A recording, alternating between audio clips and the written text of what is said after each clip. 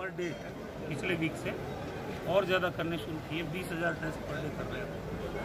जैसे जैसे नमस्कार, मैं हूं पूजा पांडे। यू न्यूज केकड़ी में आपका हार्दिक स्वागत करती हूं।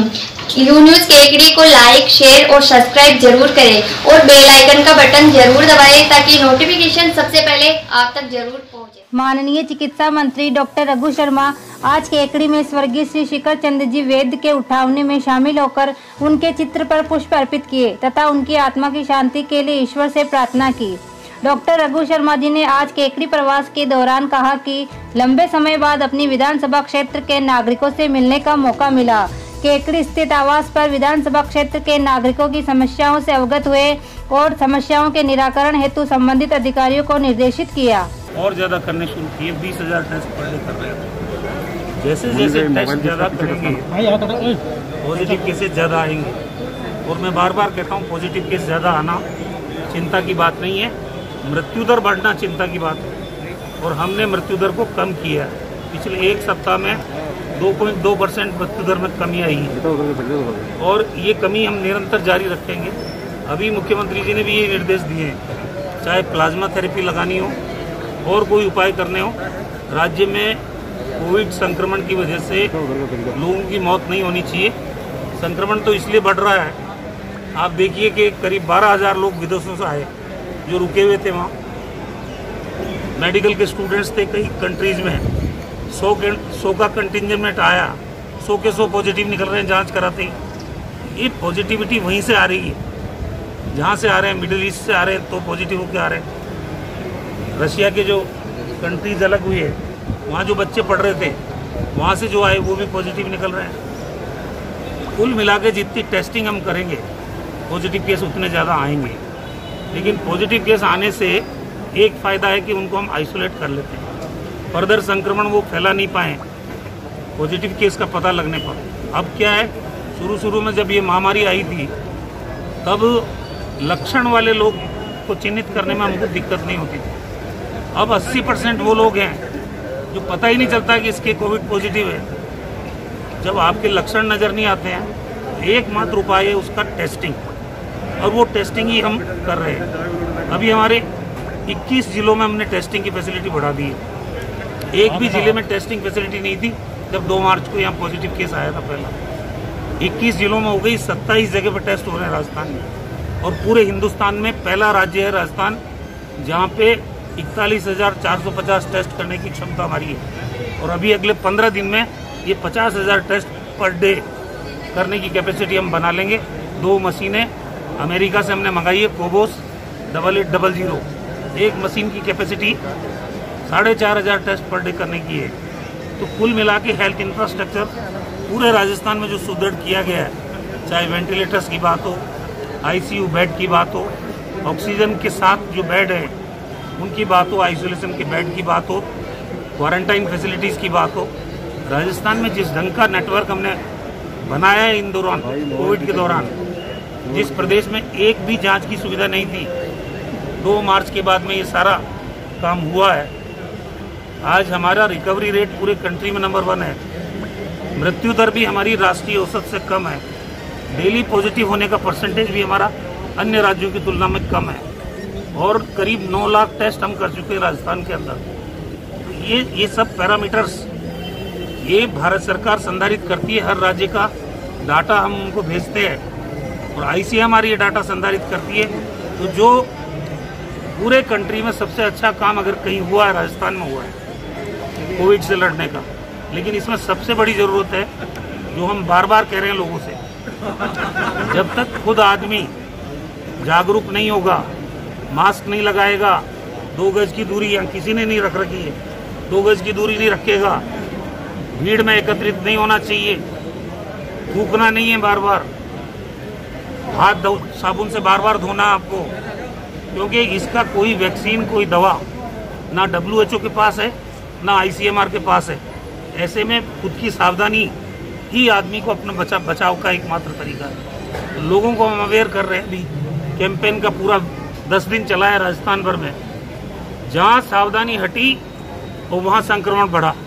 ये मैं अभी भी कह रहा हूँ आपको, जो लापरवाही करेगा उसको परेशानी हो सकती है।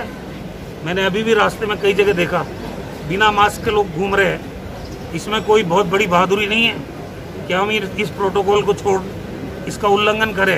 यार मैं तो मास्क नहीं लगाऊंगा, क्या हो जाएगा। जब बीमार पड़ता है ना आदमी, मैं दिल्ली का हेल्थ मिनिस्टर जिंदगी और मौत के बीच में जूझ रहा है। देश के नामी गिरामी नेता, मैं नाम गिनाऊंगा नहीं आपको, वो वेंटिलेटर पे है आज कई सारे। तो जिनके कोमोर्बिडिटी है, हार्ट की प्रॉब्लम है, शुगर की प्रॉब्लम है, बीपी की प्रॉब्लम है, किडनी की प्रॉब्लम है, ये जो दूसरी बीमारियां हैं उनको तो सबसे ज़्यादा सावधानी रखनी पड़ेगी। 60 साल से ज़्यादा उम्र के लोगों को, 10 साल से कम उम्र के बच्चों को सावधानी रखनी पड़ेगी। इसके अलावा हमारे पास ना तो कोई इसकी दवा है, जैसा मैंने कहा, ना वैक्सीन है। वैज्ञानिक कर रहे हैं रिसर्च, लेकिन आएगा जब देखेंगे। अभी लॉकडाउन खत्म हो गया, अनलॉक हो गया 1 और 2, लोग ये समझ बैठे हैं कि कोरोना खत्म हो गया, क्योंकि कोरोना संक्रमण का केसेस बढ़ते जा रहे हैं कंट्री में। राजस्थान में भी बढ़ रहे हैं, 600 हुए, 700 हुए, एवरेज पहले 300 आ रहे थे जून के पहले पखवाड़े में, अब ये उससे बढ़ गए हैं। तो खतरा टला नहीं है, लेकिन अगर असावधानी कोई करेगा तो ठीक है, हम क्या कर सकते हैं बताओ। हमारा प्रयास ये है कि आम आदमी को जागरूक करें। के बारे में थोड़ी स्टडी कर लो पहले, क्या है प्लाज्मा थेरेपी बताओ मेरे को।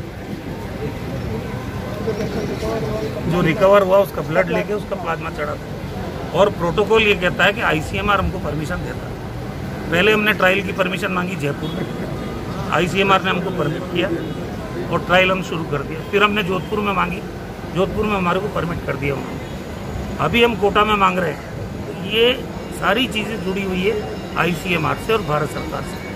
हम इस महामारी से मिल के लड़ रहे हैं, और भारत सरकार और राज्य सरकारें मिल के लड़ रही है। इसमें जो प्रोटोकॉल बना हुआ है वो हमको जहाँ जहाँ परमिशन देंगे, हमने मांग रखी है परमिशन, तो परमिशन मिलने के बाद ही प्लाज्मा थेरेपी हम कर सकते हैं। अभी एक ट्रायल हुआ, आपको ध्यान हो, बाबा रामदेव का। अब उसमें कोई अगर मान लो कैजुअलिटी हो जाए, जिम्मेदारी कौन लेगा इसकी? बिना ICMR की परमिशन के, बिना WHO की परमिशन के हम कोई भी प्रायोगिक काम इस महामारी के दौर में नहीं कर सकते। चोरों के हौसले हुए बुलंद।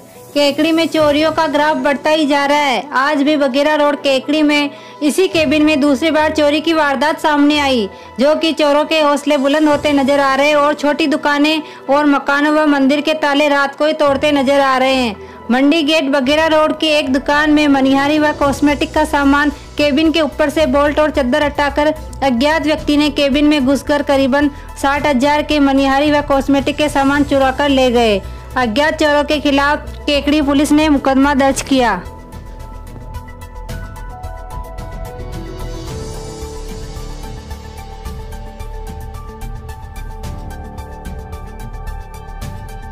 देश में निरंतर तीव्र गति से बढ़ रहे कोरोना संक्रमण के बावजूद सरकार UGC द्वारा जारी की गई गाइडलाइन के अनुसार अंतिम वर्ष के विद्यार्थियों की परीक्षाओं के आयोजन का जो फैसला लिया गया है उसे तत्काल बदलकर सभी विद्यार्थियों को प्रमोट करने की मांग को लेकर आज NSUI केकड़ी द्वारा छात्र हितों में प्रदर्शन किया एवं देश के प्रधानमंत्री नरेंद्र मोदी जी के नाम ज्ञापन सौंपा। केकड़ी विधानसभा अध्यक्ष लेखराज जाट, NSUI प्रदेश सचिव प्रणव माथुर, पूर्व छात्र संघ अध्यक्ष हंसराज गुर्जर, छात्र संघ उपाध्यक्ष नदीम अख्तर, जिला सचिव विनोद आचार्य, महेंद्र मेवाड़ा, योगेश आचार्य, देवराज सिंह राठौड़, गौरव पाराशर, दीपक दसानिया आदि मौजूद रहे। जिंदाबाद जिंदाबाद। हम हमारा हक मांगते नहीं किसी से भीख मांगते, पूरी करो हमारी मांगे।